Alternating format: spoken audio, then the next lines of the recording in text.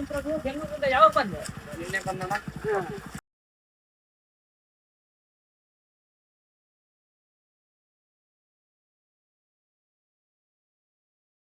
ಹೆಂಗ್ ಗುರು, ಹೊಲ ಹಸು ಅಂತ ಎಷ್ಟು ದಿನ ಉಳ್ಳಕೊಂಡಿರ್ತೀಯ? ಕಂಪ್ನಿಲಿ ಖಾಲಿ ಇದೆ ಅಂತ ಬಾ ಹೋಗೋಣ ಬೆಂಗಳೂರಿಗೆ. ಬೆಂಗಳೂರಲ್ಲಿ ಎಷ್ಟು ಕೊಡ್ತಾರೆ ಸಂಬಳ? 20,000 ಕೊಡ್ತಾರೆ. ಲೇ ಪ್ರಭು, ನಿಮ್ಗೊಂದು ಲೆಕ್ಕ ಹೇಳ್ತೀನಿ, ಕೌಂಟ್ ಮಾಡು. ಹೇಳಪ್ಪ ನಿನ್ನ ಲೆಕ್ಕಾಚಾರ. ನೋಡು ಪ್ರಭು, ಒಂದು ದಿನಕ್ಕೆ 24 ಲೀಟ್ರ್ ಹಾಲು ಕೊಡುತ್ತೆ. 50 ರೂಪಾಯಿ ಅಂತೆ.